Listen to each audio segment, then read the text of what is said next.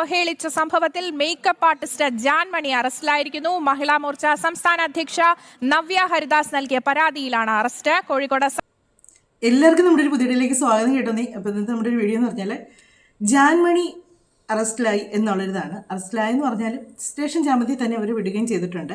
പക്ഷേ ഇതിൻ്റെ പിന്നിലെ കുറച്ച് കാര്യങ്ങൾ പറയാൻ വേണ്ടി മാത്രമാണ് കേട്ടോ. ഇപ്പോൾ ഈ ഒരു വിഷയം നടന്നിട്ട് ഒരു 3 ആഴ്ച എങ്ങോട്ടായെന്ന് തോന്നുന്നു. അതും പ്രധാനമന്ത്രിക്കെതിരെയാണ് ഇങ്ങനെയുള്ള, അതും അദ്ദേഹത്തിൻ്റെ അമ്മയും അച്ഛനെയും അപമാനിക്കുന്ന, അദ്ദേഹത്തിൻ്റെ പിതൃത്വത്തെ പോലും ചോദ്യം ചെയ്യുന്ന രീതിയിലുള്ള ഒരു അവഹേളനമായിരുന്നു ഇവർ കാഴ്ചവെച്ചത്. അപ്പം അത്രയും മോശമായിട്ട് ഇവർ കാണിച്ച്, അത്രയും വേണ്ടാത്ത രീതിക്ക് അവർ പറയുന്നുണ്ട് അവർക്ക് മലയാളം അറിയില്ല, അതുകൊണ്ടാണ് അവർക്ക് ഇങ്ങനെ സംഭവിച്ചതെന്ന് പറയുന്നുണ്ട്. മലയാളം അറിയാൻ മേലാത്തതുകൊണ്ടാണ് അവർക്ക് മലയാളം ശരിക്കും സംസാരിക്കാത്തത്.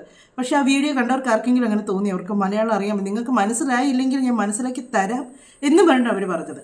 എന്നാണേലും ഇപ്പോൾ ന്യൂസിൽ വരുന്നൊരു കാര്യം എന്ന് പറഞ്ഞാൽ ജാൻമണി അറസ്റ്റ് ചെയ്തെന്നുള്ളതാണ്. നമുക്ക് ആ ഒരു ന്യൂസ് ഒന്ന് കേൾക്കാം. പ്രധാനമന്ത്രി അവഹേളിച്ച സംഭവത്തിൽ മേക്കപ്പ് ആർട്ടിസ്റ്റ് ജാൻമണി അറസ്റ്റിലായിരിക്കുന്നു. മഹിളാ മോർച്ച സംസ്ഥാന അധ്യക്ഷ നവ്യ ഹരിദാസ് നൽകിയ പരാതിയിലാണ് അറസ്റ്റ്. കോഴിക്കോട് സൈബർ പോലീസാണ് അറസ്റ്റ് ചെയ്തത്. അനഘ ഹർഷൻ ചേരും കൂടുതൽ വിവരങ്ങൾ നൽകുവാനായി. അനഘ, എത്ര മണിയോടെയാണ് അറസ്റ്റ് ചെയ്തത്? എന്തൊക്കെയാണ് ഏറ്റവും പുതിയ വിവരം?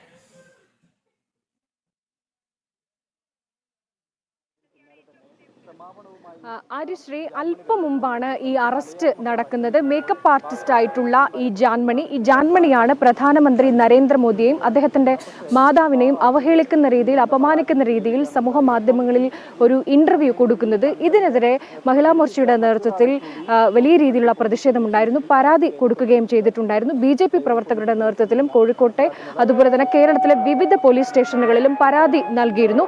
ഈ പരാതിയുടെ അടിസ്ഥാനത്തിലാണ് മഹിളാ മോർച്ച അധ്യക്ഷ നവ്യ ഹരിദാസ് നൽകിയ പരാതി കോഴിക്കോട് സിറ്റി പോലീസ് കമ്മീഷണർക്ക് നൽകുകയും ചെയ്തിരുന്നു. ഈ സിറ്റി പോലീസ് കമ്മീഷണറാണ് സൈബർ പോലീസിന് ഈ പരാതി കൈമാറിയത്. ഇതിന്റെ അടിസ്ഥാനത്തിൽ ഇന്ന് ഈ സൈബർ സ്റ്റേഷനിൽ ഹാജരാവാൻ ജാൻമണിയോട് പറയുകയാണ് ഉണ്ടായിട്ടുള്ളത്. അതിന്റെ ഭാഗമായാണ് അല്പസമയം മുമ്പ് ജാൻമണി സൈബർ പോലീസ് സ്റ്റേഷനിലേക്ക് എത്തുകയും പോലീസ് അറസ്റ്റ് രേഖപ്പെടുത്തുകയും ചെയ്തിട്ടുള്ളത്.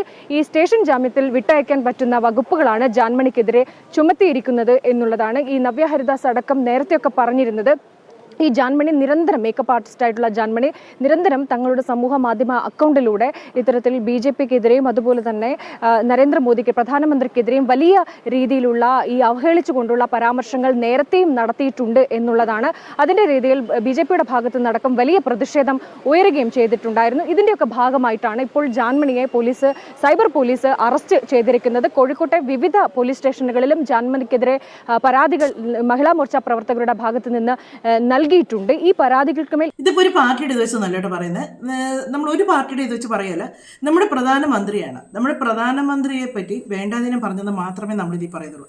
ആ ഒരൊറ്റ കാരണമേ പറയുന്നുള്ളൂ. ഇതിലൊരു രാഷ്ട്രീയമോ ഒന്നും കലർത്താതെ ഇത് സത്യസന്ധമായിട്ട് ഈ ഒരു കാര്യത്തിന് നിയമ നടപടികൾ എടുക്കേണ്ടതായിരുന്നു. കാര്യം ഈ 3 ആഴ്ചയൊക്കെ പ്രധാനമന്ത്രിയെ ഒരാൾ ഇത്രയും മോശം പറഞ്ഞപ്പം ഈ 3 ആഴ്ച എടുത്തെങ്കിൽ നമ്മളെപ്പോലുള്ള സാധാരണക്കാരൻ്റെ കാര്യമൊക്കെ കണക്കാണ്. ഒരു പരാതി കൊണ്ട് കൊടുത്താൽ ചെല്ലുന്നതും പ്രതിയാകും. അങ്ങനെയാണ് ഈ ഇടയ്ക്ക് തന്നെയാണ് നമ്മളൊരു ആളുടെ മരണം കണ്ടത്. അദ്ദേഹത്തിൻ്റെ മകള് വിളിച്ച് പറയുന്നത് എൻ്റെ അച്ഛൻ പോയി എന്നും പറഞ്ഞുകൊണ്ട് പോലീസ് സ്റ്റേഷൻ വിളിച്ച് പറയുന്നത്. നിസാരം ഒരു പയ്യനെ കാണാതെ പോയി, നിസാരമല്ല, അത് ഒരു പയ്യനെ കാണാതെ പോയി, അത് വീട്ടിൽ നിന്ന് പ്രശ്നം ഉണ്ടാക്കി പോയതാണ്. ഇനി അദ്ദേഹത്തെ അറസ്റ്റ് ചെയ്തോട്ടെ, പോകുന്ന വഴിക്ക് അദ്ദേഹത്തെ ഉപദ്രവിക്കുകയും അങ്ങനെ ഇൻഫെക്ഷൻ ആകുകയും ചെയ്ത് അദ്ദേഹത്തിന് മഞ്ഞപ്പിത്തം വന്ന് അങ്ങനെ മരിച്ചെന്നുള്ളത് തന്നെയാണ് വന്നിരിക്കുന്നത്.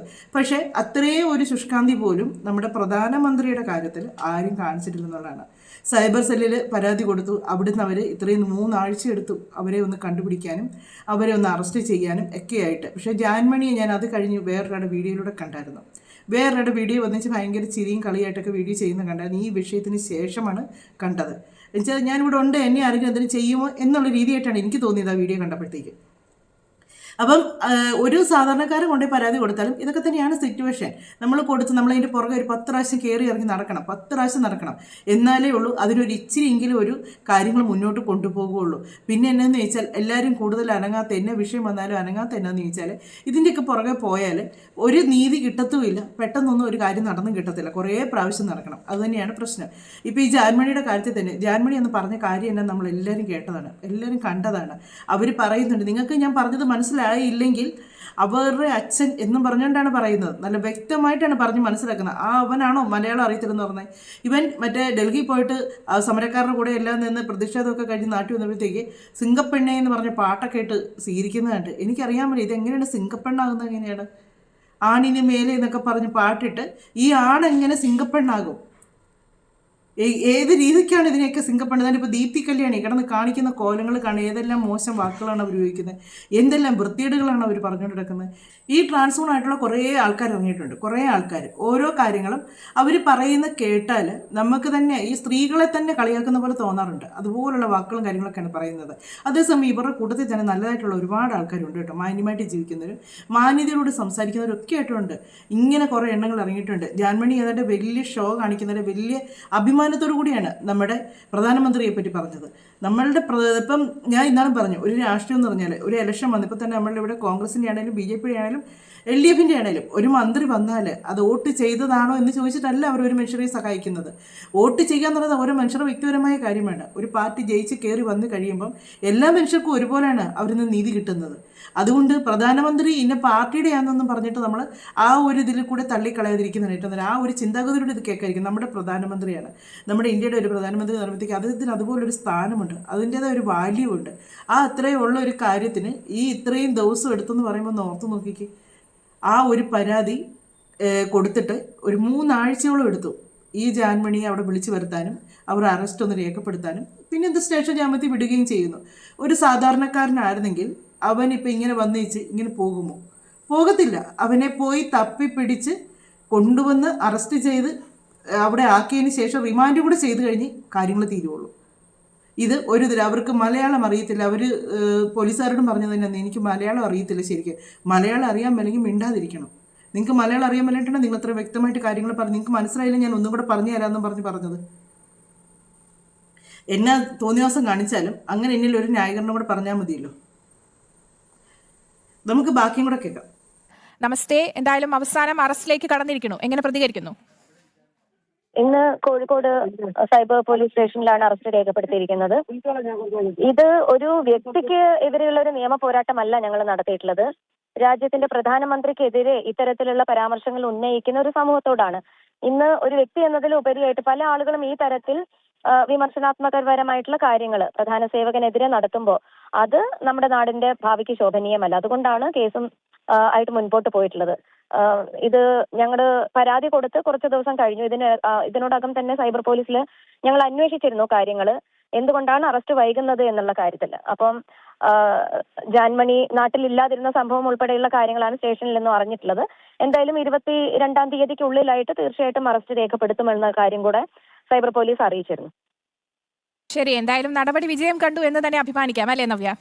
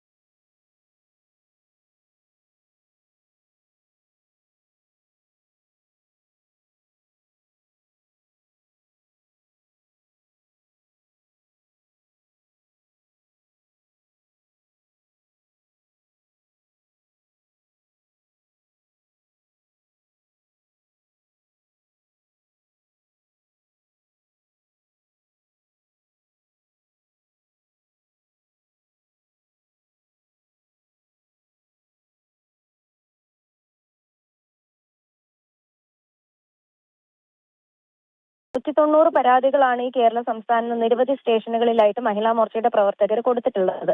അതുകൊണ്ട് ഇതൊരു വ്യക്തിയുടെ വിജയമല്ല, മഹിളാ മോർച്ചയുടെ കൂട്ടായിട്ടുള്ള പരിശ്രമത്തിന്റെ വിജയമായിട്ട് ഞങ്ങൾ ഇതിനെ കാണുകയാണ്. ശരി, നന്ദി. തീർച്ചയായും നന്ദി പ്രതികരിച്ചതിന്. നവ്യ ഹരിദാസ് ആയിരുന്നു ഇപ്പോൾ നമ്മോടൊപ്പം പ്രതികരിച്ചത്. അനഘയിലേക്ക് തന്നെ പോവുകയാണ്. അനഘ, എന്തായാലും നവ്യ കൂടി സൂചിപ്പിച്ചതുപോലെ തന്നെ നിരവധി പരാതികൾ പോലീസ് സ്റ്റേഷനുകളിൽ എത്തിയതിനു ശേഷം വളരെ വൈകിയാണ് ഇത്തരത്തിലൊരു നടപടി എടുത്തത് എന്നുള്ള വിമർശനം കൂടെയാണ് നവ്യ ഈ സമയത്ത് നമ്മോടൊപ്പം ഉന്നയിക്കുന്നത്.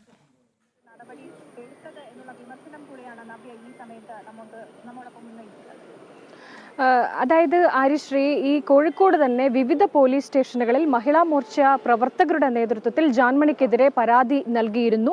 ഈ പരാതികളൊക്കെ നൽകുകയും അതിന് തുടർച്ച എന്തുകൊണ്ട് ജാൻമണിയുടെ അറസ്റ്റ് വൈകുന്നു എന്ന കാര്യത്തിൽ നിരന്തരം ഈ പോലീസ് സ്റ്റേഷനിലെത്തി ചോദിക്കുകയും ചെയ്തിട്ടുണ്ടായിരുന്നു. ഇതിൻ്റെയൊക്കെ ഭാഗമായിട്ടാണ് ഇന്ന് ഇത്തരത്തിൽ ജാൻമണിയോട് പോലീസ് സ്റ്റേഷനിലേക്ക് ഹാജരാകാൻ പറഞ്ഞതും ഈ അറസ്റ്റ് രേഖപ്പെടുത്തുകയും ചെയ്തിട്ടുള്ളത്.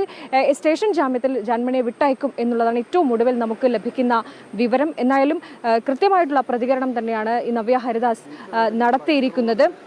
അതായത് കൃത്യമായി അത് പറയുകയും ചെയ്തിട്ടുണ്ട്. ഇത്തരത്തിലൊരു അവഹേളനം ഈ ജാൻമണിയുടെ ഭാഗത്ത് നിന്ന് ഏതെങ്കിലും ഒരു ഘട്ടത്തിലല്ല ഉണ്ടായിട്ടുള്ളത്, പല ഘട്ടങ്ങളിലും ഉണ്ടായിട്ടുണ്ടായിരുന്നു. അന്നൊന്നും പരാതി കൊടുക്കാത്തതിൻ്റെ പേരിലായിരുന്നു, പരാതി ആരും കൊടുത്തിരുന്നില്ല, അല്ലെങ്കിൽ കൊടുത്ത പരാതിക്ക് മേൽ വലിയ നടപടികളൊന്നും ഉണ്ടായിരുന്നില്ല. പക്ഷേ ഈ ഘട്ടത്തിലേക്ക് വലിയ രീതിയിലുള്ള സമ്മർദ്ദം ഉണ്ടായിട്ടുണ്ട്. പോലീസ് മറ്റ് കേസുകളിലൊക്കെ വലിയ രീതിയിലുള്ള നടപടികൾ എടുക്കുന്നു, അതിവേഗം നിലപാടുകൾ എടുക്കുന്നു, അതിവേഗം അറസ്റ്റ് ഉണ്ടാകുന്നു. പക്ഷേ ഇത്തരം കൊടുക്കുന്ന കേസുകളിലൊക്കെ പോലീസിന്റെ ഒരു നിഷ്ക്രിയത്വം ഉണ്ടാകുന്നു എന്നുള്ള അതിരൂക്ഷ വിമർശനം ഉണ്ടാവുകയും ചെയ്തിട്ടുണ്ട്. ഇതിൻ്റെയൊക്കെ ഭാഗമായിട്ടാണ് ഇപ്പോൾ ഈ സൈബർ പോലീസ് ഈ ജാൻമണിയെ സ്റ്റേഷനിലേക്ക് വിളിച്ചു വരുത്തുകയും ജാൻമണിയെ അറസ്റ്റ് രേഖപ്പെടുത്തുകയും ചെയ്തിട്ടുണ്ട്. നിലവിൽ ഈ സൈബർ പോലീസ് സ്റ്റേഷനിൽ ജാൻമണി ഉണ്ട്.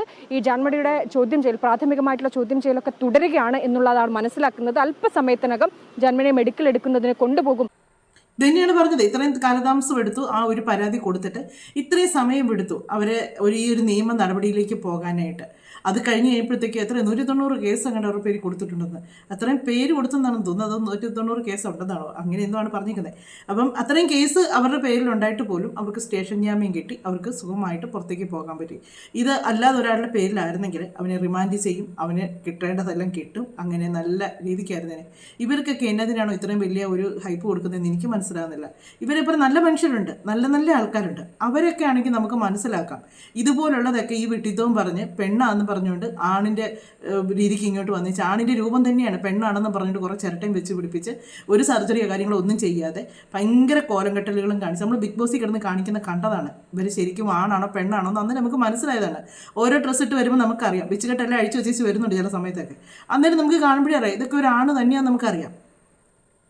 ഇവരൊക്കെ ഞാൻ പറയാം, സൂര്യ, പിന്നെ അതുപോലെ തന്നെ സീമ, ഇവരൊക്കെ ആ ഒരു വുമണായി തീർന്നു കഴിഞ്ഞാൽ അവർ വുമണായിട്ട് തന്നെയാണ്. അവർ സ്ത്രീകളെ അവഗണിക്കാൻ നടക്കുന്നില്ല, അപമാനിക്കാൻ നടക്കുന്നില്ല, ഒന്നും നടക്കുന്നില്ല. അവർക്കറിയാം അവർ പൂർണ്ണമായിട്ടൊരു സ്ത്രീ അല്ലെന്ന് അവർക്കറിയാം. പക്ഷെങ്കിൽ അവർ ഒരു മനുഷ്യരെ ഒന്നും അവർ പറയാം, അവരവരുടെ തൊഴിലും ചെയ്ത് അവരുടെ സൈഡിൽ കൂടെ പോകുന്നു. അതുപോലെ തന്നെ നാദിറ, ഇവരൊക്കെ ഉണ്ടല്ലോ, ഇങ്ങനെ കുറേ ആൾക്കാരുണ്ട്, അവരൊക്കെ ട്രാൻസ്ഫോൺ ആയതാണ്. അപ്പോൾ പക്ഷെങ്കിൽ ഇവർ മാത്രം വന്നേച്ച് എപ്പോഴും അതെന്നാന്നറിയാം, ഇവർക്ക് ഈ അംഗീകാരം ഇല്ലാന്ന് ഇവരുടെ ഉള്ളിൽ തന്നെ ഒരു തോന്നലുണ്ട്. അതുകൊണ്ടാണ് ഇവർ ഈ അംഗീകാരം കിട്ടാൻ വേണ്ടിയാണ് ഇങ്ങനെ വന്ന് ഈ ഷോകൾ കാണിച്ചുകൊണ്ടിരിക്കുന്നത്. മറ്റവർക്കൊക്കെ അറിയാം അവരെ ആ ഒരു സ്ത്രീ ആണ്, പുരുഷനാണ്, പക്ഷെ ഒരു സ്ത്രീ രൂപമായതാണ്, അവർ ജനങ്ങൾ അംഗീകരിക്കുന്നുണ്ടെന്ന് അവർക്കറിയാം. അതുകൊണ്ടാണ് അവർ ആവശ്യമില്ലാത്ത ഒരു പ്രശ്നങ്ങൾക്കും വരാത്തത്. ഇങ്ങനെയുള്ള ഇതിനെയൊക്കെ ഉണ്ടല്ലോ, സത്യം പറഞ്ഞാൽ ഇവർ തന്നെ ഒരു നിയമം കൊണ്ടുവന്നായിരുന്നു. അതിനെതിരെ ഇവർ കുറേ പ്രതിഷേധമൊക്കെ ആയിട്ട് വന്നതാണ്. ആ ഒരു വൈരാഗ്യം കൂടെ തീർക്കാൻ വേണ്ടിയാണ് ഇവർ ഈ ഡയലോഗുകൾ മൊത്തം അടിച്ചത്. ഇങ്ങനെ അവിടെ ഒരു സമരത്തിന് വേണ്ടി പോയി ഇത്രയും ശക്തമായിട്ട് എതിർക്കുന്ന ആൾക്കാർ ഈ സെക്രട്ടേറിയറ്റിന് മുന്നിൽ ഒരു ടീച്ചർ എത്ര ദിവസം നിരാഹാരം കിടന്നു, എത്ര ദിവസം കിടന്നു, ഒരു മനുഷ്യരെയും കണ്ടില്ലല്ലോ അവിടെ. ഈ ജാൻമണിയൊക്കെ ഈ ഏരിയ കണ്ടില്ല, ജാൻമണി തന്നെയല്ല അതിന് പോയിട്ടുള്ള ഒരുപാട് ആൾക്കാരുണ്ടായിരുന്നു, ആരും കണ്ടില്ലായിരുന്നു അവിടെ ഒന്നും. അപ്പോൾ ഒരു പ്രശ്നം വരുമ്പോൾ പാർട്ടിയാണ് നോക്കുന്നത്, അല്ലാതെ നീതി അല്ല നോക്കുന്നത്. അതാണ് മിക്കയിടത്തും വരുന്നത്. എന്നാണേലും അറസ്റ്റ് ചെയ്തെന്നുള്ളതിന് വലിയ ഇതൊന്നും കിട്ടിയിട്ടൊന്നുമില്ല. വന്നു, അറസ്റ്റ് ചെയ്തു, അവരുടെ മെഡിക്കൽ എടുത്തു, അവരെ പറഞ്ഞു വിട്ടു, അത്രയേ ഉള്ളൂ സംഭവിച്ചേക്കുന്നത്. യാതൊരു നിയമ നടപടികളും എടുത്തെന്ന് നമുക്ക് പറയാൻ പറ്റത്തില്ല. രേഖപ്പെടുത്തുകയും ചെയ്തിട്ടുള്ളത്. തീർച്ചയായും അനഘ, ഇതിൽ ചോദിച്ചു വെക്കേണ്ട ഒരു കാര്യം, രാജ്യത്തിന്റെ പ്രധാനമന്ത്രിയെയാണ് അവഹേളിച്ചത്. അതും ഇത്തരത്തിലൊരു പബ്ലിക്കായിട്ട് വന്ന ഒരു സോഷ്യൽ മീഡിയ പ്ലാറ്റ്ഫോമിൽ ഇത്ര മോശമായ രീതിയിൽ പ്രധാനമന്ത്രിയെ അവഹേളിച്ച ഒരു സംഭവത്തിൽ ഇത്രയധികം വൈകി തീരുമാനമെടുക്കുക, അല്ലെങ്കിൽ ആഭ്യന്തര വകുപ്പിന്റെ ഭാഗത്ത് നിന്ന്, പോലീസിന്റെ ഭാഗത്ത് നിന്ന് ഇത്തരത്തിലൊരു നടപടി ഉണ്ടാകുക എന്ന് പറയുന്നത് ഏറെ വിമർശനങ്ങൾ ഈ സമയത്ത് ഉന്നയിക്കേണ്ടതാണ്. കാരണം വളരെ വൈകിയാണ് ഈ കാര്യത്തിൽ ഒരു തീരുമാനം എടുത്തിരിക്കുന്നത്, ഇപ്പോൾ അറസ്റ്റിലേക്ക് കടന്നിരിക്കുന്നത്. അങ്ങനെയും മനസ്സിലാക്കണ്ടേ?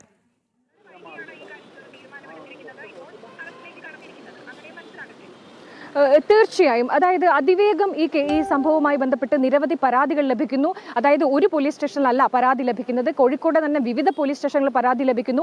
കേരളത്തിലെ വിവിധ പോലീസ് സ്റ്റേഷനുകളിൽ ഈ വീഡിയോ സഹിതം, ഈ വീഡിയോ ഡിജിറ്റൽ തെളിവുകളടക്കം ഹാജരാക്കിക്കൊണ്ടാണ് വിവിധ ഇടങ്ങളിൽ BJP-യുടെയും മഹിളാ മോർച്ചയുടെയും യുവമോർച്ചയുടെയും ഒക്കെ നേതൃത്വത്തിൽ പരാതി കൊടുക്കുന്നത്.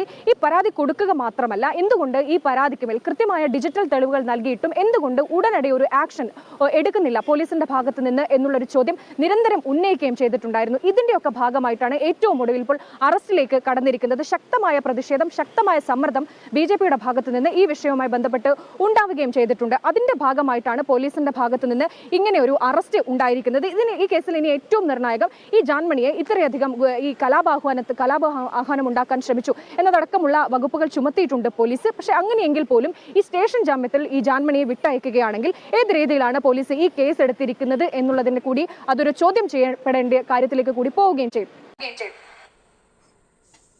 ഒന്നും ചോദ്യം ചെയ്യാനില്ല. അതൊക്കെ അത്രയൊക്കെ ഉള്ളൂ. അങ്ങനെയൊക്കെ ഉള്ളൂ നിയമ നടപടികളെന്ന് പറയുന്നത്. അത്രയൊക്കെ ഉള്ളൂ.